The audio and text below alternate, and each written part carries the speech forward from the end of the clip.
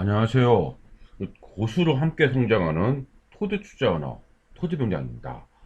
이번 시간에는 지난 시간에 이어서 법정지상권을 얘기하는데 차지권에 대해서 한번 더 얘기해 볼까 합니다. 처음 듣는 분도 계시고 굉장히 생소한 개념입니다. 하지만 법정지상권을 공부한다면 이 차지권은 그래도 필수적으로 알아야 되는 내용 중에 하나가 아닌 것 같습니다. 오히려 이것 때문에 낭패를 보는 경우도 있을 수가 있기 때문에 그렇죠. 법정지상권은 특수물권입니다. 특수물권이라는 얘기는 나름대로 또 그 어떤 고려할 점이 유의할 점이 있다는 얘기로 이렇게 우리가 해석하면 될 것 같습니다. 그러면 이 내용이 어떤 내용인지 하나씩 살펴보도록 하겠습니다. 이렇게 보면은 클릭은 법정지상권 차지권이 나오죠. 2020년에 제가 했었네요. 이렇게 했고요. 그 보면은 어떤 내용이냐면 지난 토요일 이때죠. 이때쯤에 청담 진행가 있습니다. 더운 여름이었습니다. 만나자마자 흥분된 목소리로 건물을 신축할 목적으로 토지를 토지 임대하였고 토지 임대차는 등기하지 않은 상태인데 신축하여 건물을 보존 등기를 했습니다. 보존 등기했죠. 그래서 새롭게 땅 주인이 된 고객이 이제 온 거예요. 법정 주택을 있는 거 아니냐고. 이게 그래서 토지 임대차는 주인이 바뀌었으니 효력이 없는 거 아니냐고. 임대차 기간이 지났고 그런데 건물 등기하신 권리가 있다고 하는데 이게 뭔 말인지 없는 거 아니냐고. 이렇게 이런 거는 주인 나중에 세웠잖아요. 그렇죠? 건물 나중에 세웠고 등기할 때 그런 것도 없었고. 근데 뭐 아무것도 다시 아무것도 없는 거죠. 다시 볼까요? 신축한 목적으로 임대를 하고 토지 임대차는 등기하지 않았어요. 임대차는 등기하지 않았어요. 없는 거죠. 임대차를 아무것도 없는 거죠. 그러니까 이 건물을 신축한 목적으로 임대를 했는데 등기하지 않았어. 신축해서 건물까지 나왔어. 분명히 토지하고 건물하고 다르죠. 땅 주인이 된 이제 고객은 뭐입니까? 법정주택권이 없는 거 아니냐. 뭐 이렇게 건축이 같은 적이 없었으니까 토지 임대차는 또 주인이 바뀌었으니까 또 효력이 없는 거 아니냐. 임대차 기간도 이제 끝났고 임대 기간도 이게 토지 임대 건물을 이제 등기하는데 이게 무슨 말인지 이게 흥분하는 거죠. 그래서 한번 동의해 볼까요? 좀 어려운 얘기도 주는데 이게 무슨 말인지 한번 보겠습니다. 혹시 차지권이라는 얘기 들어보면은 이제 알 겁니다. 그래서 혹 차지권 들어보셨나요? 민법 제 622조 뭐라고 되어 있냐면 건물 등기 있는 자는 차지권의 대항력이 있다는 조항이 있습니다. 후패는 낡아서 없었다는 의미입니다. 한번 볼게요. 건물 등기 있는 차지권의 대항력, 건물의 소유를 목적으로 한 토지임대차는 이를 등기하지 아니한 경우에도 등기하지 않아서 아니한 경우에도 그 임차인이 그 지상 건물을 등기할 때는 제3자에 대해서 임대차 효력이 생긴다는 거죠. 차지권의 대항력입니다. 그래서 임대차 기간이 만료되는 며칠 후패한 때에는 저항의 효력을 잃는다. 그러니까 만약 임대차 기간 만료 전에 며칠 됐거나 후패한 그러니까 없어졌던 거죠. 만료 전에 없었다는 효력이 있는 거죠. 만기까지 있어야 된다는 얘기죠. 그렇죠? 있어야 된다는 얘기죠. 그러니까 무슨 얘기예요? 이게 자세히 보니까 건물의 소유를 목적으로 한 토지 임대차 등기하지 않아도 되는 거죠. 근데 임차인이 만약에 그 지상 건물을 나중에 등기하게 되면 3자에 대해서 임대차의 효력이 있는 겁니다. 이게 차지권입니다. 차지권 처음 들으면 맞습니다. 한번 더 구체적으로 보겠습니다. 기사를 보겠습니다.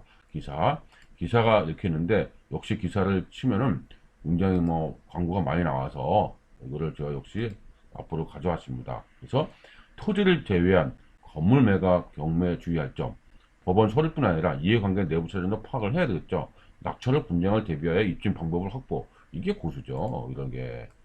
이런 거 받을 때는 법정지상권 이게 고수입니다. 법정지상권이 뭐라고 되어 있냐면 법정지상권이란 법적으로 토지 소유자와 건물의 소유자가 다른 경우 건물 소유자가 토지 위에 건립된 건물을 사용할 수 있는 권리. 그래서 성립할 경우는 토지 사용이 제한된다. 이거는 이제 앞서 얘기했죠. 이런 내용으로 보시면 되겠고요. 이 기사의 내용을 제가 또 쫙 이렇게 나왔습니다. 너무 복잡해서 불렀습니다. 건물만 매각하는 경매 사건을 관심 있게 보고 있습니다. 이 경매 사건의 건물과 토지는 동문이의 소유였다가 3년 전 토지만 타인에게 매매됐습니다. 매매 당시 토지와 건물의 등기상 소유권 외에 어떤 권리도 설정되어 있지 않았고 소유권 이외에 그 대상이 없다는 얘기죠. 그렇다면 간섭상 법정수사권 성립될 수 있다고 보는데 이런 건물을 낙찰받는다면 낙찰자는 그 법정수사권 침지하는지 건물을 철거하지 않아도 되는지 궁금합니다. 이렇게 했습니다. 어떤 관세법상 이제 되어 있으니까 토지만 타인에게 매매되니까죠. 답을 보니까 법정지상권은 건물의 소유를 위한 물건입니다. 일단 성립되면 이웃, 뭐 토지 또는 건물의 소유권 이런 데더라도 유효합니다. 따라서 이미 법정수사권이 성립했다면 이 경매사건에서 건물을 낙찰받은 사람은 법정수사권 함께 취득한 것으로 건물을 철거하지 않아도 됩니다. 그러나 이처럼 건물만을 취득하는 경우는 사실상 입찰 전에 이 같은 사실을 확인할 수 없다는 위험이 있습니다. 건물만을 취득하는 경우, 그렇죠? 관습상 법정수사권은 매매 당사자의 합의로 법정수사권을 배제한 특약이 있는 경우, 이게 너무 무섭죠. 특약이. 법정 없다가 계약서에 써 있어. 그럼 성립하지 않는다는 거죠. 즉 3년 전에 토지만 매각되면서 매도인이 건물 소유자로서 법정자가 주장하지 않는다는 특약이 있다면 성립하지 않는다는 거죠. 이런 게 무서운 거죠. 특약이 있었다면 성립하지 않는다. 이 같은 당사자간 특약은 제3자가 알기 어려운 만큼 입찰자가 입찰 전에 특약 여부를 확인하신 방법은 사실상 없습니다. 그래서 법정지상권 전문자 하신 분은 있다고 보고서 접근하는 게 맞는 거죠. 이런 걸 어떻게 알아요? 그래서 그냥 그런 말 많이 합니다. 법정지상권 많이 한 거라면 일단 성립하는 걸 보고 들어가자.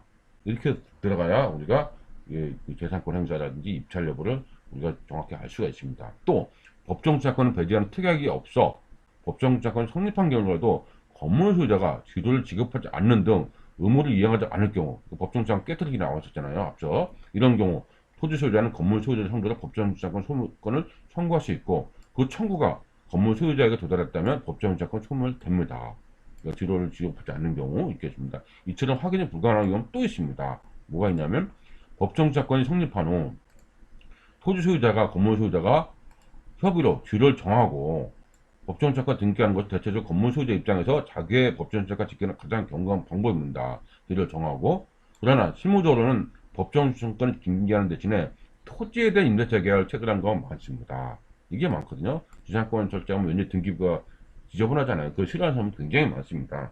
그래서 토지 임대차는 안 보이니까. 그래서 이같이 건물의 소유를 위하여 법정지상권 성립한 토지에 대한 임대계약서를 체결하고 그 임차권을 취득하면 그날로 건물의 소유자가 관습법상의 법정권을 포기한 것으로 봅니다. 그날로 건물 소유자가 이 법정지상권을 포기한 것으로 봅니다. 이에 관해 건물 소유자가 법정지상권을 포기한 것을 보더라도 건물의 소유를 목적으로 한 토지 임대차는 이를 등기하지 아니한 경우에도 임차인이 그 지상 건물을 등기할 때는 등기할 때는 제3자에 대해 임대차의 효력이 생긴다는 차지권이 있습니다.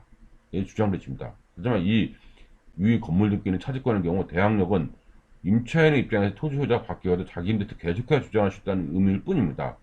그래서 그러니까 대항력은 임차인 입장에서 토지 소유자가 바뀌더라도 임대차를 계속해서 주장할 수 있다는 뿐이죠. 즉 토지 소유자의 동의 없이 채권에 불과한 임차권을 타인에게 양도할 수는 없고 경매로 임차권이 끝나면 끝나는 거죠. 경매로 그 건물을 취득한 낙찰자에게 임차권이 당연히 생겨낸다 볼 여지도 없다는 거죠. 당연하다는 건 아니라는 거죠.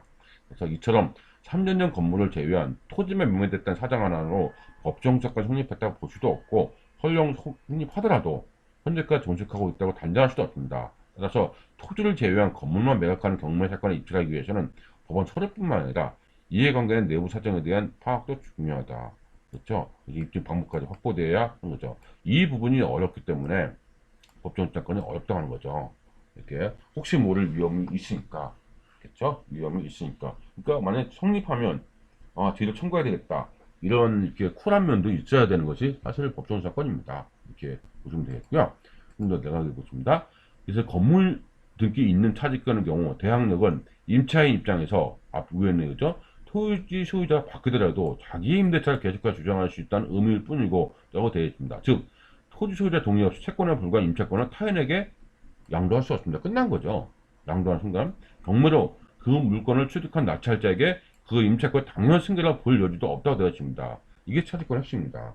차지권 주장한다면 조금 다툼이 있지만 결국 낙찰자한테 유리하게 지내낼 수 없다는 얘기겠죠. 이게 차지권 핵심입니다. 이렇게 나와 있고요. 조금 더 차지권에 대해 알아보면은 차지권 성립하려면 토지 임대차 계약과 토지 임대인에게 임료를 지불한 사실이 있어야 돼. 이게 깨는 거죠. 이게 있어야 돼요. 차지권 성립하려면 사용자처는 또 안 돼요. 웅따라 주겠다 이런 게 안 되고 이제 임대차 계약과 그 어떤 임료 지불하는 게 있어야 돼. 그래서 또한 건물을 임차인 앞으로 등기를 해야 됩니다. 임차인 앞으로. 임차인이. 그럼 토지 소유자 입장에 봤을 때 차지권은 어떤가요? 충돌하면 어찌 될까요? 아래 자료까지 한번 보도록 하겠습니다. 이렇게 나왔습니다. 역시 기사인데 좋은 내용이더라고요. 이 기사가 복잡해서 직접 또 가져왔습니다. 토지 위에 건물을 지어서 영업할 목적으로 토지를 임차하는 경우가 있다. 이때 토지의 소유권이 변경되는 경우 토지 임차에는 토지 매수인, 낙찰자 등 제3자에게 임차권 주장할 수 없는 것이 원칙이지만 변경되는 경우 만일 토지 임차인이 건물을 보존등기를 하게 되면 토지 임차권을 제3자에게 주장할 수 있고 대항할 수 있는 바 이에 대해서 정리해 보겠다. 이게 차지권이잖아요. 차지권에 아주 설명 잘 나와 있습니다. 건물 소유를 목적으로 한 토지 임대차의 제3자에 대한 대항 요건이 또 있겠죠. 임차권은 채권이죠. 물권이 아닙니다. 임차권 등기를 별도로 하지 않는 한 원칙적으로 임대인 외 제3자에게는 대항하지 못하는 원칙이죠. 모르니까 제3자는 있는 점인지 소유자가 변경되는데 임대인이 변경되어 소유권에 기해 임도를 요구하는 경우 그 자에게 종전 임대인과 체결한 임대차 계약상의 임차권으로 대항할 수 없다는 거죠. 다만 예외적으로 주택임대차법은 주택을 인도하고 주민등 마친 경우 대항을 인정하고 상가임대차법도 건물 인도하고 사업자 등록 허물 대항을 인정했다. 요거는 주택과 그 상가입니다. 이 토지는 임대차법이 없지 않습니까? 그래서 대항할 수 없다. 그런데 어떤 경우가 있냐? 건물 소유를 목적으로 한 토지 임대차와 관련해서는 민법이 대항력과 관련하여 특칙을 이제 규정하고 있는데 구체적으로 건물의 소유를 목적으로 한 토지 임대차는 이를 등기하지 않은 경우도 임차인입니다. 소유자가 아니고 건물 등기할 때는 제3자에 대해서 임대차 효력이 생긴다. 이게 앞서 민법에서 본 거잖아요. 요게 있죠. 즉 토지 임차 시 토지 임차에 대한 등기를 별도로 하지 않더라도 건물 등기만 하면 토지 임차권을 제3자에게 주장할 수 있다는 얘기죠. 따라서 토지 임차인이 그 토지 위에 건물을 신축한 후 보존 등기를 하였다면 그 토지가 매도되거나 경매되더라도 토지의 양수인 낙찰자에게 토지 임차권을 주장할 수 있고 건물 철거를 막을 수 있다. 이렇게 이 말이죠. 한편 임대인 소유 토지가 제3자에게 매각되거나 경매되는 것이 아니라 임대인 소유권, 임대인 토지가 임차인 소유인 건물이 제3자에 매각되거나 경매대해서 제3자가 건물 소유할 것뿐 아니라 토지 임차권을 함께 승계하는 경우는 뭡니까? 임대인이 토지 소유자가 임차권 양도에 동의하지 않는 한 신규 임차인 경우에는 제3자는 주장할 수 없다는 것이 조심해야겠죠. 이거 이 사람 차지권은 뭐야? 그 임차인의 권리지 임대인의 권리가 아니라는 얘기예요. 임대인이 어떻게 거절하면은 성립하지 않는다는 겁니다. 그래서 임차인은 임대인의 동의 없이 권리를 양도하거나 임차물을 전달 못한다고 했기 때문에 그렇죠? 그래서 관련해서 법원은 이렇게 건물의 소유를 목적으로 한 이 토지 임대차는 이를 등기하지 아니하는 경우도 임차인이 그 지상건물을 등기할 때는 토지에 관해서 권리를 취득한 자3자에 대해서 효력을 주장할 수 있음을 취지할 뿐, 그 건물의 소유권과 함께 건물의 소유를 목적으로 한 토지의 임차권을 취득한 사람, 이거를 이제 승계한 사람이죠. 취득한 사람은 토지 임대인에 대해서 계속 동의가 없어도 취득하는 것이 아니라고 했다는 거죠. 이제 개념을 확실히 잡으셨죠? 제가 이제 이거 읽히는데 이게 언어를 알아야 나중에 차지권이 뭐냐 그러면 이해를 할 수 있어야 돼. 아, 임차인의 뭐 땅을 임대차를 받아서 권리 주장할 수 있는 권리다. 이렇게 알고 있으면은 딱 알아들은 거죠. 이렇게 보시면 되겠습니다. 이렇게 있고요. 그러면 이것도 토지 임차인이 건물 보존 등기한 경우 제3자에 대한 지상물 매수 청구권 있냐? 그거죠. 그것도 봐야 되겠죠. 그러니까 이제는 이제 끝나려면은 이거 지상물 매수 청구권 있냐 없냐 이거죠. 한편 토지를 임차하여 그 토지 위에 건물을 짓고 영업하다가 임대차 기간이 만료된 경우 토지 임차인은 임대인을 상대로 해당 건물이 매수 청구를 할 수가 있고 청구와 동시에 임대인과 임차인 사이에 해당 건물 매매 계약이 성립한 것을 본 겁니다. 이게 지상물 매수 청구라고 하죠. 만료한 경우에는 토지 임차인은 뭐라고요? 임대인에게 토지 소유자에게 상대로 매수 청구를 할 수가 있다는 거죠.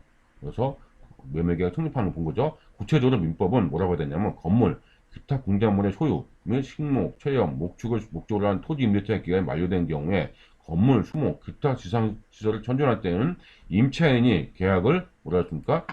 갱신을 청구할 수 있고 만약 임대인이 계약 갱신을 원하지 않는 경우에는 임차인이 임대인을 상대로 해당 토지 위의 지상물에 대해서 매수를 청구할 수 있다고 규정되어 있습니다. 그래서 앞서의 경우에도 토지 임차인이 그 토지 위에 건물을 신축한 후 보존 등기를 했어. 그렇죠?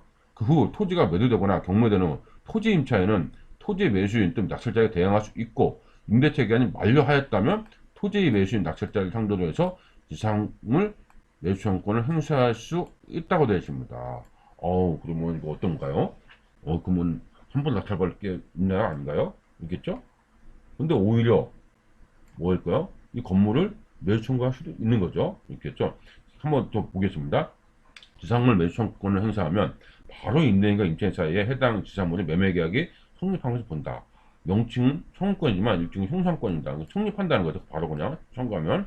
다만 건물의 매각 가격만 정해지면 되는데 협의가 되지 않는다면 소송에서 감정을 통해서 가져질 것이다. 그래서 법원의 판례에 의하면 건물 매수 가격을 정함에 있어서는 건물 자체의 가격 외에 건물의 위치, 주변 토지의 여러 사정을 종합적으로 고려하여 매수 청구권 형성 당시 행사 당시 건물이 현재하는 대로 그대로 상태에서 평가단 시가가 정해진다고 됐습니다. 시가네요. 그렇죠. 시가죠. 시가를 반영한다. 이겠습니다. 한편 토지 임차인의 지상물 매수 청구권은 기본적으로 토지 임차 기간이 정상적으로 만료된 때에 만료하는 거예요. 만료되지 않으면 아니죠. 지금 자칫하면 만약 임차인이 차임을 연체했다는 사유로 임대차가 해지 종료되면 임차인은 할 수 없다고 되어 있습니다. 아주 정확하게 설명을 잘 해놨습니다. 제가 이 말로 사는 것보다 이렇게 변호사님의 말을 동원해서 얘기를 하니까 이해가 확 오죠. 그래서 그러면 어떻습니까? 이 차지권이 있다. 그러면 뭡니까? 자칫하면 건물을 매수 청구할 수 있다는 거네요. 우리가 따로 매입을 해야 된다는 얘기네요. 거기까지 나오는 거죠. 여기까지 나왔습니다. 좀 더 이제 보고서 한번 정리해 보도록 하겠습니다. 이렇게 했고요. 차지권에 대한 개념 정확히 이해해 주셨나요? 기사 속의 정답이십니다. 그래서 법정상 깨뜨리기도 앞서 얘기했었죠. 이렇게 했었습니다. 그러면 이제 정리를 해보겠습니다. 그럼 정리하면 우리가 알고 있듯이 토지의 임대를 토지는 A라는 토지예요. 근데 B라는 사람이 건물 지었습니다. 동의를 받고 임대차 계약을 한 거죠. 건물 짓고 그렇죠? 그래도 이거 계약은 유효하죠. 근데 건물 짓고 이제 보전 넣기를 했습니다. 보전 넣기 했다는 얘기는 이 B 건물은 내 거야, B 거야 이제 했다는 거죠. 그런 경우는 어떻게 된다? 차지권이 성립한다는 거죠. 그렇죠? 차지권이 성립한다. 근데 요게 이게 B와 C로 바뀌었어. 그럼 차지권이 깨진다는 거죠. 이거 임대를 동의하지 않으면 깨진 거죠. 근데 그러니까 C는 크게 의미가 없는데 이 사람이죠. 내가 이거를 이제 A를 낙찰 받았어요. C라는 사람이 낙찰이 토지주가 바뀐 거죠. 이제 토지주가 낙찰을 받았어요. 그러면 뭡니까? 차지권이 성립하니까 이 사람은 이제 위에 계약 기간이 임대차 기간이 있지 않습니까? 임대차 기간 요게 종료가 되면 뭘 할 수 있다? 매수 청구권을 할 수가 있다는 거죠. 그러면 C는 뭡니까? 여기다가 건물까지 시가로 또 매수해야 되는 거죠. 나는 뭡니까? 나는 땅을 가지고 법정차권에서 이 사람한테 팔려고 했는데 이게 뭐예요? 자칫하면 이런 경우도 있다는 거죠. 물론 실무적으로 해결하는 방법이 여러 가지가 있겠지만 차지권에 대한 개념은 정확하게 이렇게 이해했으면 좋겠습니다. 알겠죠? 쉽지 않은 케이스인데 그래서 이 건물 간의 이 주인이 다르다고 해서 법정차권이 성립하지 않아. 그래서 이거는 아무 문제 없어. 이렇게 볼 게 아니라는 얘기죠. B가 토지를 임대를 해서 건물 지었어. 근데 건물을 지었어. 그럼 주가 분명 토지가 다르죠. 그러니까 우리는 법정권 성립이 안 돼. 이렇게 보잖아요. 그러니까 우리는 성립 안 되니까 언제든지 뭐 할 수 있다고요? 철거할 수 있어. 이럴 수 있잖아요. 성립 안 되니까. 근데 이거 뭡니까? 차지권이라는 것이 있지 않습니까? 이거죠? 차지권이라는 것이 이렇게 명백하게 있으니까 이 부분을 우리가 법정장권에서는 좀 조심해야 되지 않냐 이렇게 있습니다. 근데 크게 이런 케이스가 많이 나오지는 않아요. 근데 법정장권을 전문적 하신 분한테는 그래도 많이 보인다고 합니다. 이렇게 보인다고 하거든요. 차지권에 대해서 개념을 알면 법정장권은 어느 정도 독립을 할 수 있을 것 같아요. 지금까지 4번에 걸쳐서 사회죠. 4회에 걸쳐서 법정장권에 대해서 기본적인 개념을 살펴봤습니다. 더 자세한 얘기는 실무적으로 고수들과의 대화나 아니면 강의를 통해서 업그레이드 하시면서 실전을 어떤 고수가 되는 것이 바람직하겠죠. 요거는 어디까지나 지금까지는 토지투자 언어입니다. 그러니까 개념을 정확히 알고서 실전을 연결할 수 있는 언어라고 보시면 되겠죠. 그래서 자세하게 다시 한번 법정주차권을 정리하면 좋을 것 같습니다. 이상으로서 법정주차권에 대해서 그럼 차지권까지 살펴보는 시간이었습니다. 다음 시간은 다른 내용을 가지고 또 토지투자 언어를 계속 이어가도록 하겠습니다. 예, 수고하셨습니다.